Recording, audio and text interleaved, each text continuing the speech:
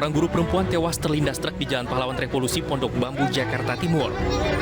Sepeda motor korban terjatuh karena licinnya jalan akibat banyaknya ceceran tanah galian kabel jaringan internet. Korban terjatuh dan terpental ke kanan jalan. Di saat bersamaan melintas truk Fuso padat muatan dari arah Kanal Banjir Timur menuju Kalimalang. Jenazah korban dibawa ke Rumah Sakit Polri Kramat Jati, sementara sopir truk diperiksa polisi.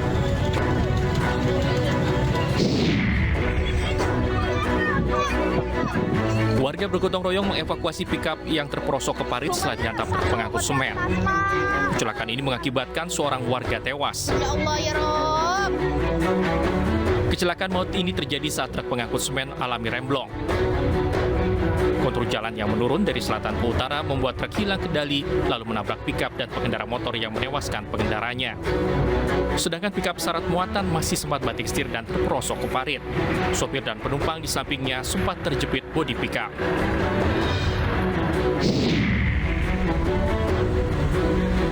Orang maling motor, guys.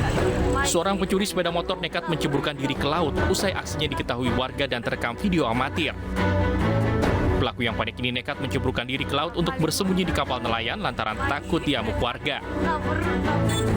Tak lama berselang, pihak kepolisian langsung mengamankan pelaku dari amukan warga ke Polsek Teluk Segara, Kota Bengkulu. Selain mengamankan pelaku, polisi juga mengamankan 1 unit sepeda motor hasil curian. Polisi tengah mengembangkan kasus ini untuk menangkap 2 komplotan pelaku lain yang terlibat dalam aksi pencurian.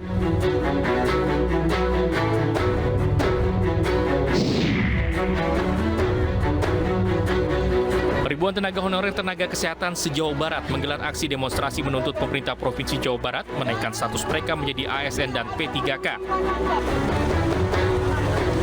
Selain itu, para honorer nakes ini juga meminta Pemprov Jawa Barat menerapkan peraturan pemerintah nomor 49 tahun 2018 mengenai peluang kalangan profesional untuk menjadi pegawai sipil negara. Para pengunjuk rasa menyatakan ketika pandemi COVID-19 memuncak, tenaga kesehatan berjuang bertaruh nyawa melayani masyarakat.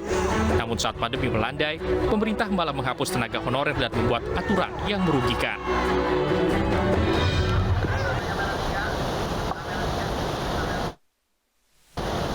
Kita ke informasi terkait dengan perkembangan penyelidikan kasus tembak polisi atau kematian Brigadir J, pemirsa, di mana Komnas HAM mendapatkan 15 telepon seluler yang berada di sekitar rumah dinas Irjen Verdi Sambo saat peristiwa baku tembak.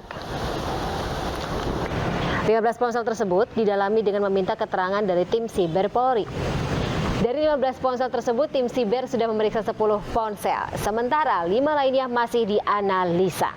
Temuan di 15 ponsel tersebut menjadi informasi penting untuk menyusun peristiwa baku tembak di rumah dinas Irjen Verdi Sambo yang menewaskan Brigadir Yosua.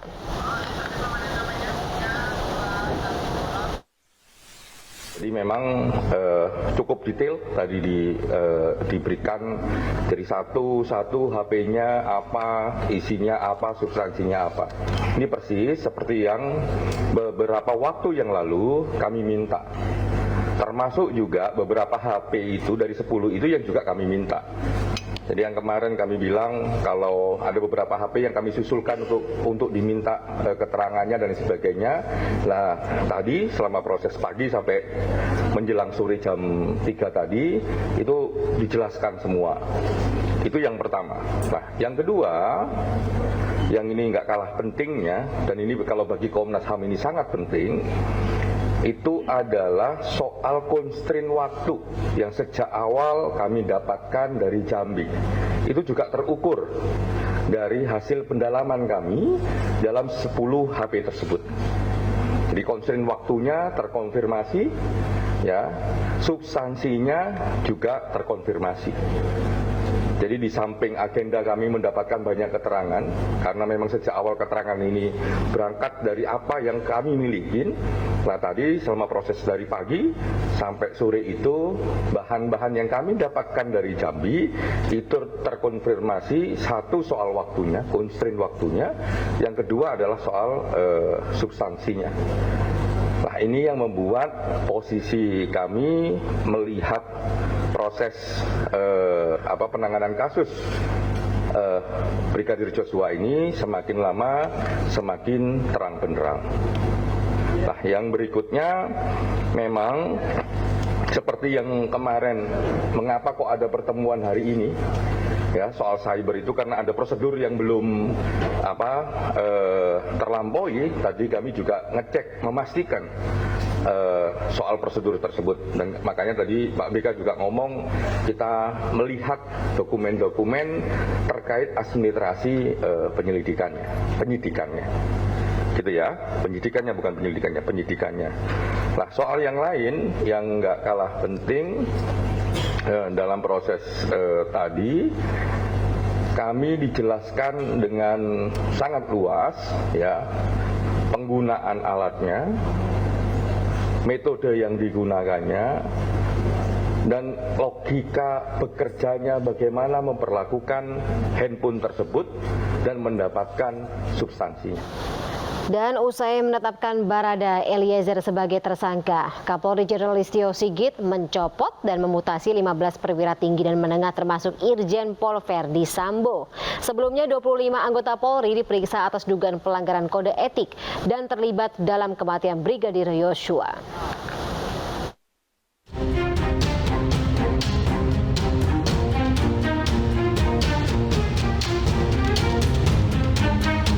Titik terang kematian Brigadir Joshua Huta Barat mulai kasat terlihat.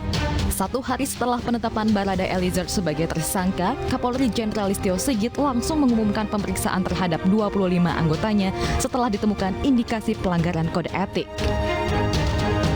Sejumlah perwira tinggi dan menengah yang dianggap terlibat dalam kematian Brigadir Joshua dicopot dari jabatan dan dimutasi, termasuk Irjen Pol Verdi Sambo. Jenderal Bintang 2 ini dicopot dari jabatannya sebagai Kadif Propam Polri menjadi perwira tinggi pelayanan masyarakat Polri. Kenapa tujuannya dimutasikan tersebut? Biar proses pemeriksaan di dalam yang dilakukan oleh Irsus itu betul-betul dapat berjalan dengan baik dan optimal. Sehingga hasilnya akan dijadikan rekomendasi untuk langkah berikutnya. Kalau misalnya ada pelanggaran kode etik, ya nanti dari Propam akan melakukan sidang kode etik. Demikian juga apabila nanti diketemukan pelanggaran pidananya, seperti yang ditegaskan oleh Bapak Kapolri, tentunya tim sus akan memproses sesuai dengan prosedur hukum yang berlaku. Dalam pemeriksaannya yang keempat, Verdi Sambo diperiksa selama 7 jam di Bareskrim Polri pada Kamis 4 Agustus 2022. Dalam pemeriksaannya yang keempat, Verdi Sambo diperiksa selama 7 jam di Bareskrim Polri pada Kamis 14 Agustus 2022. Mendapat pengawalan ketat, Sambo menyatakan permohonan maaf kepada institusi Polri serta menyampaikan bela sungkawa kepada keluarga Brigadir Joshua Huta Barat. Saya juga ingin menyampaikan permohonan maaf kepada institusi terkait peristiwa yang terjadi di rumah dinas saya di Duren 3. Kemudian yang kedua, saya selaku ciptaan Tuhan menyampaikan permohonan maaf kepada institusi Polri. Demikian juga saya menyampaikan bela sungkawa atas meninggalnya Brigadir Joshua. Kami keluarga kami pintu terbuka bagi siapapun yang mengucapkan bela sungkawa. Hingga saat ini sudah hampir sebulan anak kita meninggal dunia. Pencopotan dan dimutasinya 15 perwira tinggi dan menengah Polri diterbitkan melalui telegram rahasia usai 25 anggota Polri diperiksa. Kini kepolisian terus melakukan penyidikan untuk mencari tersangka lain kasus kematian Brigadir Joshua. Ya, kita beralih ke informasi lainnya pemirsa, di mana ada seorang ibu yang anaknya menjadi pekerja migran Indonesia dan masih disekap di Kamboja, menangis berharap anaknya dapat dipulangkan ke Indonesia. Sementara itu ratusan pekerja migran Indonesia yang dideportasi dari Malaysia tiba di Bandara Soekarno-Hatta, Cengkareng, Banten.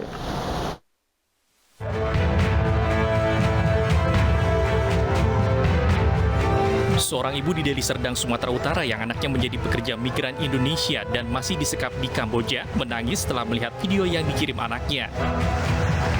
Dalam video itu terjadi kerusuhan karena mereka tidak terima teman pekerjanya ada yang di-strom dan selama 2 bulan tidak pernah diberi gaji. Ibu ini juga memohon kepada Bapak Presiden melalui Menteri Luar Negeri agar menyelamatkan anaknya agar dapat dibebaskan untuk dipulangkan ke tanah air. Lagi pokoknya di sini lagi rusuh lah. Macam mana untuk kehidupan besok pun tak tahu lagi, dia bilang. Kenapa rupanya kami kawan kami lagi di sitrum, dipegang di kari dia punya tangan. Jadi kami ngamuk. Sementara itu sebanyak 190 pekerja migran Indonesia pada Kamis malam tiba di Terminal 3 Bandara Internasional Soekarno-Hatta. Mereka dideportasi dari Malaysia yang sebelumnya ditahan dan dipenjara oleh imigrasi Malaysia dikarenakan bekerja secara tidak resmi. Pemerintah melalui Badan Perlindungan Pekerja Migran Indonesia menjemput langsung ratusan pekerja migran di Bandara Soekarno-Hatta. Sementara itu, BPPMI akan memulangkan 3.200 pekerja migran Indonesia secara bertahap yang saat ini masih ditahan dan dipenjara di imigrasi Malaysia.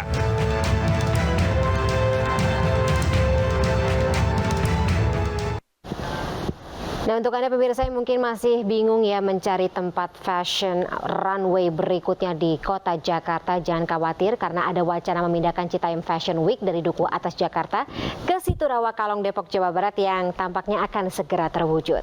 Hari ini Situ Rawa Kalong diresmikan oleh Gubernur Jawa Barat Ridwan Kamil. Sementara itu, demam Citayam Fashion Week menjalar ke daerah-daerah lainnya.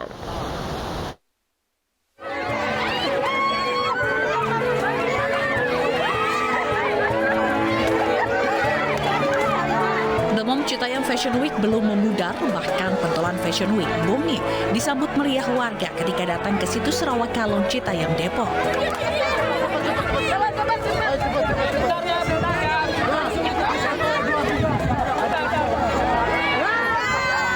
Demikian pula Gubernur Jawa Barat Ridwan Kamil yang mendukung aktivitas Bonge dan rekan-rekannya. Ia disambut warga yang menghadiri peresmian situ Rawa Kalong. Salah satu situ terbesar di kota Depok ini telah berubah wajah. Sebelumnya kumuh dan tidak terawat, kini menjadi destinasi wisata baru bagi warga Depok.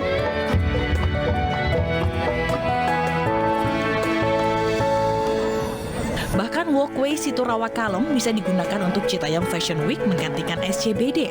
Bonge dan Ridwan Kamil pun langsung menjajalnya. Destinasi wisata baru di kota Depok ini diresmikan oleh Gubernur Jawa Barat Ridwan Kamil didampingi Wali Kota Depok Muhammad Idris. Peresmian ini berlangsung meriah karena pentolan SCBD Bonge berlenggak-lenggok bersama Ridwan Kamil di walkway situ Rawa Kalong. Jadi dari Pak Gubernur titip hanya 2 itu ya, tertib ya, kedua jaga kebersihan.